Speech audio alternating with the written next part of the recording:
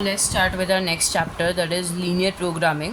ठीक है, तो इस चैप्टर में हमें लीनियर प्रोग्रामिंग प्रॉब्लम्स ये वाले क्वेश्चंस रहेंगे जिसे हम एलपीपी कहते हैं जनरली. एंड इस चैप्टर में ये चार चीज़ें ध्यान रखनी है: decision variables, objective function, constraints और नॉन नेगेटिव कंस्ट्रेंट्स. अब ये क्या होता है एक्चुअल में लीनियर प्रोग्रामिंग प्रॉब्लम? पहले क्या होता है वो समझते हैं कि लीनियर प्रोग्रामिंग प्रॉब्लम मीन्स जहाँ पे our main objective is to optimise मतलब समझते हैं? ऑप्टिमाइज में कुछ भी हो सकता है, मैक्सिमाइज या मिनिमाइज.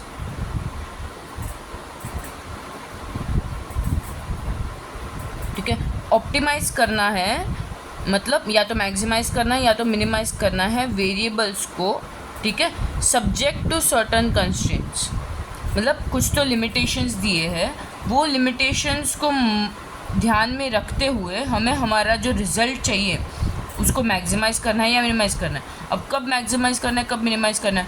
समझो हमारा जो मेन ऑब्जेक्टिव है दैट इज़ रिगार्डिंग प्रॉफिट, तो ऑफ कोर्स प्रॉफिट को ऑप्टिमाइज़ करना मतलब मैक्सिमाइज़ करना. अगर हमारा जो मेन ऑब्जेक्टिव है दैट इज़ रिगार्डिंग कॉस्ट, तो कॉस्ट को ऑप्टिमाइज़ करना मतलब मिनिमाइज़ करना. ऑप्टिमाइज़ का मतलब क्या होता है कि कम से कम रिसोर्सेज पुट करके मैक्सिमम आउटपुट निकालना. मतलब इनपुट ऑफ रिसोर्सेज कम हो और आउटपुट हो मैक्सिमम. ठीक है, तो इनपुट ऑफ रिसोर्सेज कम से कम करके मैक्सिमम आउटपुट निकालना. ठीक है, अगर प्रॉफिट की बात चल रही है तो मैक्सिमाइज प्रॉफिट, अगर कॉस्ट की बात चल रही है तो मिनिमाइज कॉस्ट. समझा? तो एलपीपी एक मेथड है जिससे you can find out a point where these resources are maximum, मतलब दीज आउटपुट, दिस ऑब्जेक्टिव जो हमने ऑब्जेक्टिव रखा है क्वेश्चन में वो हमारा मीट कर रहा है, मतलब ऑप्टिमाइजेशन ऑफ रिसोर्सेज हो रहा है. समझा? Optimisation of use of resources. Got it? अभी अगर तुम्हें नहीं भी समझाओ तो इट्स ओके, सम्स करेंगे तो इजीली एकदम समझ जाएगा. सिर्फ इतना याद रखना है कि लीनियर प्रोग्रामिंग में चार टाइप्स की चीज़ें का ध्यान रखना है. First is decision variables. Decision variables क्या होता है?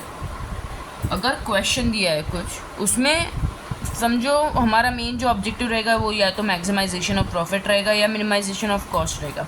बट उस दो ऑब्जेक्टिव्स को मीट करने के लिए जो चीज़ें यूज़ हो रही है उसमें कुछ ऐसी चीज़ें रहेगी. तो डिसीजन वेरिएबल्स क्या होंगे? जो भी हमारा सम होगा, ठीक है, उसमें समझो हमें जो भी ऑब्जेक्टिव फंक्शन दिया है. ऑब्जेक्टिव फंक्शन मतलब क्या होता है कि या तो वो मैक्सिमाइज प्रॉफिट होगा, हमारा मेन गोल क्या है मैक्सिमाइज प्रॉफिट, या तो कॉस्ट मिनिमाइज. ठीक है, ये दोनों में से कोई एक होगा क्वेश्चन में which you have to do the sum regarding on the basis of which. ठीक है, अब उस ऑब्जेक्टिव फंक्शन को फुलफिल करने के लिए कुछ ऐसे वेरिएबल्स होंगे जिस पे वो ऑब्जेक्टिव फंक्शंस डिपेंड करते होंगे.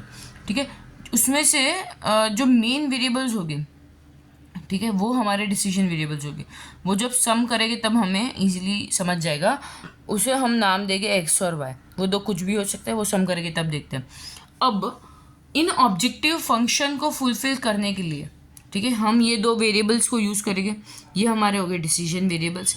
अब ये डिसीजन वेरिएबल्स भी किसी चीज़ से लिमिट होते हैं. लेट्स टेक एन एग्जांपल कि if you are a manufacturing company, तो मैन्युफैक्चरिंग कंपनी में क्या होता है कि यू यूज़ रॉ मटीरियल्स, फिर यू यूज़ मशीनरी, तुम लेबर को हायर करते हो to make a certain product. फिर बहुत सारे अलग अलग डिपार्टमेंट्स होते हैं, admin department, sales department, marketing department, फिर आईटी डिपार्टमेंट, बहुत सारे ऐसे डिपार्टमेंट्स हो गए, राइट. तो जो मेन प्रोडक्ट होता है, ठीक है, let's take an example, you are making a chocolate. ठीक है, तो वो चॉकलेट बनाने के लिए जो मेन होता है, अगर समझो कैपिटल बेस्ड कंपनी है, ठीक है, और लेबर एकदम कम है, ओके, तो जो मेन चीज़ है वो होती है वो प्रोडक्ट का रॉ मटेरियल्स और एक मशीनरी, राइट. तो रॉ मटेरियल्स और मशीनरी ये दो हो जाएंगे हमारे डिसीजन वेरिएबल.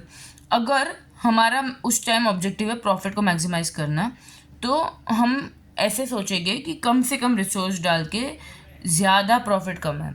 समझो अगर हमारा है मिनिमाइज कॉस्ट करना है, ये ऑप्टिमाइज ऑब्जेक्टिव फंक्शन है, तो कम से कम रिसोर्सेज पुट करके कॉस्ट जो कितना टोटल हमारा कॉस्ट हो रहा है चॉकलेट बनाने का वो एकदम से कम हो।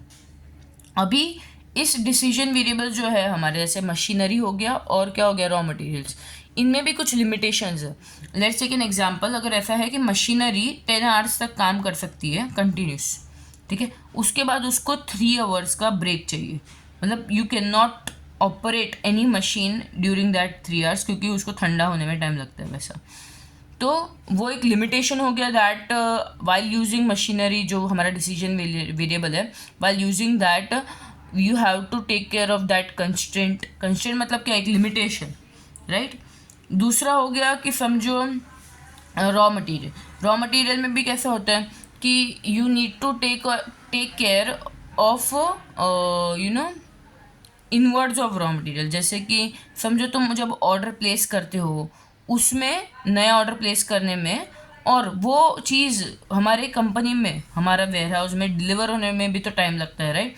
तो you don't have to do things like कि जब पूरा हमारा जो इन्वेंट्री है वेयर हाउस में वो एकदम ख़त्म हो जाएगा ना, उसके बाद नया ऑर्डर प्लेस करो, ऐसा नहीं होता ना, कि you have to place the new order जब वो एक ब्रिंक पे हो, मतलब एक थ्रेशोल्ड होता है कि समझो वो थ्रेशोल्ड पे पहुंच गया तभी नया ऑर्डर प्लेस कर देना है, क्योंकि 2 दिन तो टाइम लगेगा और वो 2 दिन में वो थ्रेशोल्ड भी ख़त्म हो जाएगा। Got it. You can not place order जब पूरा ऑलरेडी भरा हुआ है या सिर्फ आधा ख़त्म हुआ, बिकॉज फिर वो नया आएगा तो रखेगी कहाँ, और समझो रखने की जगह मिल भी गई तो परिश हो जाएगा जल्दी, right, because they have a life cycle, goods have life cycle, ऐसा ना।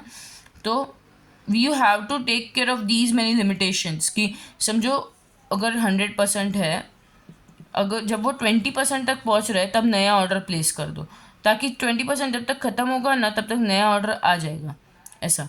तो ये सारे एक लिमिटेशंस हो गए, हर एक वेरिएबल में ऐसा एक लिमिटेशंस होते हैं, तो उन कंस्ट्रेंट्स का ध्यान रखना है हमें। और नॉन नेगेटिविटी कंस्ट्रेंट्स, जो भी वेरिएबल्स हम यूज़ कर रहे हैं, ठीक है, लेट्स जो हमारे हो गए रॉ मटेरियल और मशीनरी, तो इन वेरिएबल्स का जो, अगर समझो इन वेरिएबल्स को हम क्वांटिटेटिवली डिस्क्राइब करें, एक नंबर फॉर्मेट में डिस्क्राइब करें, तो वो नंबर नेगेटिव तो नहीं हो सकता ना, जैसे कि नेगेटिव रॉ मटेरियल्स है, नेगेटिव मशीनरी, ऐसा नहीं हो सकता। तो ये दोनों variables will be always greater than और इक्वल टू 0, ठीक है। तो ये एक हमारा एक नॉन नेगेटिविटी कंस्ट्रेंट हो गया।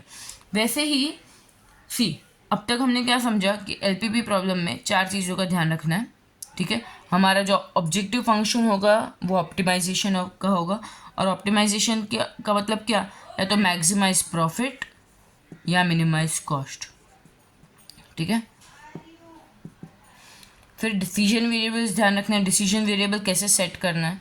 फिर कंस्ट्रेंट्स का ध्यान रखना है, कंस्ट्रेंट्स ऑलरेडी क्वेश्चन में दिया होगे। और नॉन नेगेटिविटी कंस्ट्रेंट मतलब x ग्रेटर देन और इक्वल टू 0 और y ग्रेटर देन और इक्वल टू 0। Got it. तो अब सम करते हैं तो अच्छे से समझेगा।